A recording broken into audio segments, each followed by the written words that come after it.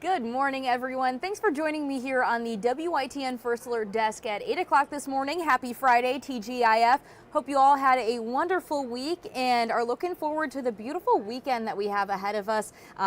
Before we were just pulling up the Morehead City camera, and it looks like a stunning sunrise this morning. Chilly out there for sure. Grab your jacket on the way out this morning, but things look like we're going to have another beautiful weekend on tap. Have those jackets again tomorrow morning. Things are going to be pretty chilly as well. Jim's going to get into the rest of your forecast in just a few moments, but before we dive into all of that, we do have a story concerning the state legislature regarding the budget. They have not passed a budget yet. That was something that was supposed to go into effect back in July. That has not been the case yet. So we actually took a dive, spoke to an ECU economist, economist, and then as well as some legislators within the legislature, just about these potential ramifications and the impacts not passing a budget would bring. They're in a little bit of a stalemate right now. It would be interesting to see how it all plays out, but right now we have those details for you right here.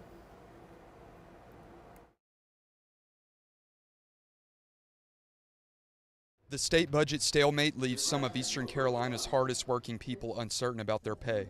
Experts tell me if you're a state employee like a teacher or in law enforcement, you could have seen a pay raise this year, but for now your wages will stay the same.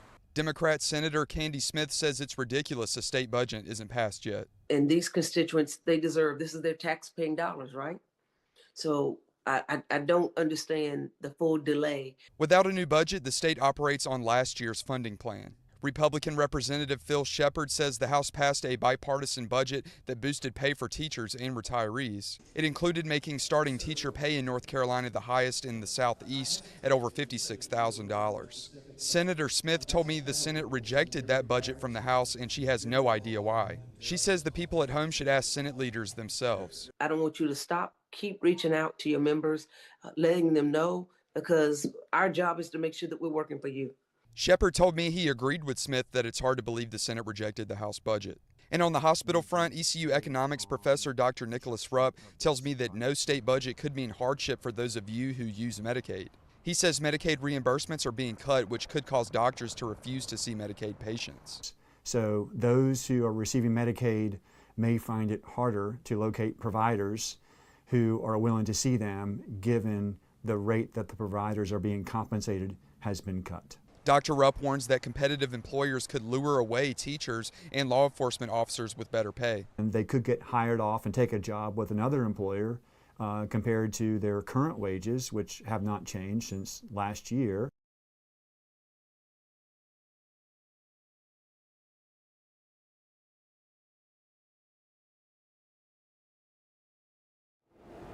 All right, now we're going to turn over to weather. Jim, I know you have a lot to talk about with this weekend weather, the weather we'll be seeing next week.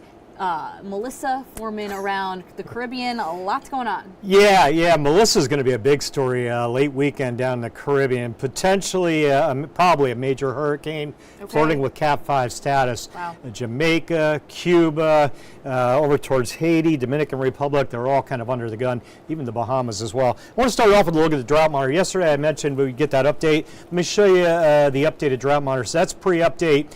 Take a look at the legend. Yellow area is considered abnormally dry.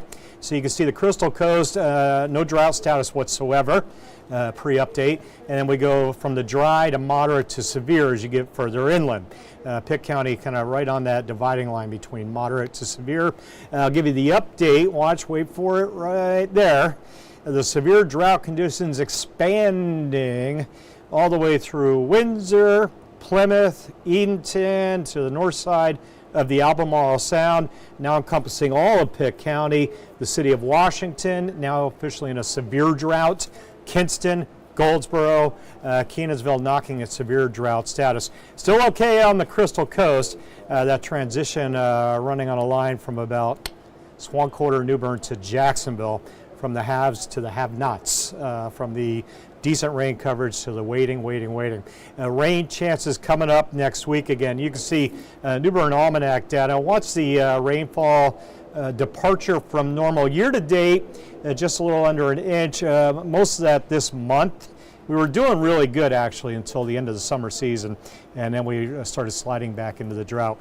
Rain next week. I think we're going to do okay next week. You can see the normal high, by the way, around 72 this time of the year. We won't see 72 again for a bit. All right, let's get you updated on Melissa. Still a weak tropical storm this morning with winds of 45, moving east at 1 mile per hour.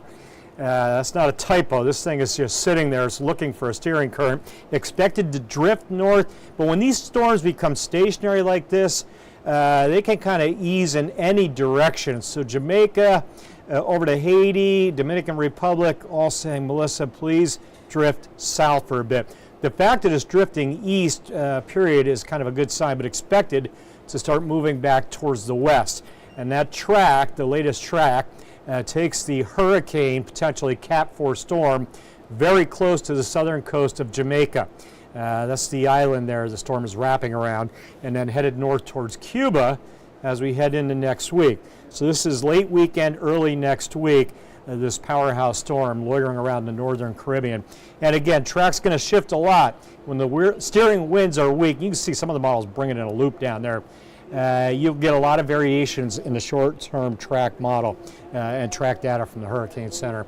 Eventually it should lift north and then kick northeast next week, middle of next week, the way it looks now. So the Bahamas is going to be keeping a close eye on this. Even South Florida, close eyes on Melissa as we head into the weekend early next week. Still looks great on the East Coast, generally from northern Florida northward, nothing bringing that storm towards the coast. With the front easing offshore next week, upper level wind should kick that thing out. All right, outside right now, Morehead City, 52 as we look through the sanitary restaurant camera, 50 in New Bern, blue skies, looking good. Greenville at 43, a little cooler further inland. If you're doing football tonight, enjoy. Dress accordingly. Mid-50s as the games start. We'll dip down into the low 50s by the time we hit 9 p.m. Skies will be clear. There won't be wind, so no little wind chill hitting you. But you'll feel the cooler air, especially as we get deeper into the games this evening. Good luck to your team. Grab some cocoa, some hot chocolate, and dress accordingly. Satellite radar is good. Had a few clouds last night. They're pretty much departing.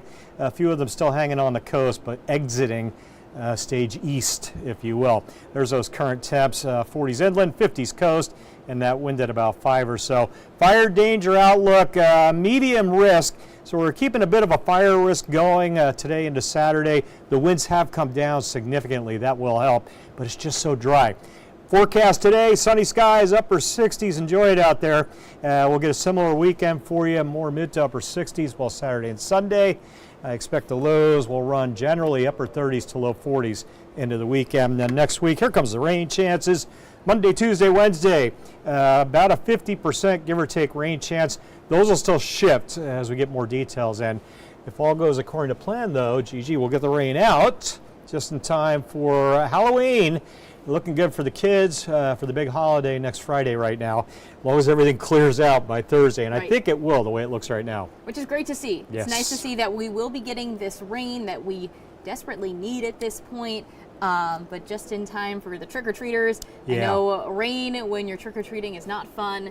Oh gosh, what we had to do in Chicago was in the snow sometimes, yep. So glad that that's not. I remember trick-or-treating in the snow in upstate New York, yeah. and I love those Halloweens where there's snow on the ground, the wind's blowing a bit. It was fun when your costumes. I have a picture that my mom sent me recently of us wearing like the long underwear under our costumes, so you could see it. And tough for the parents. Yeah. What am I going to do? Yeah, but those memories, yeah. Trick-or-treating in the snow, they stick in my head as much as anything from my childhood. All right. Yeah. Well, thanks for the update, Jim, yep. And thank you everyone for joining us this Friday morning.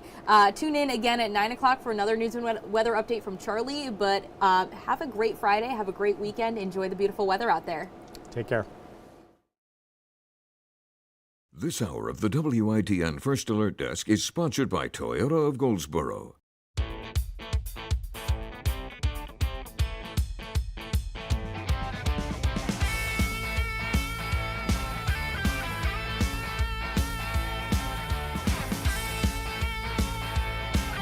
This hour of the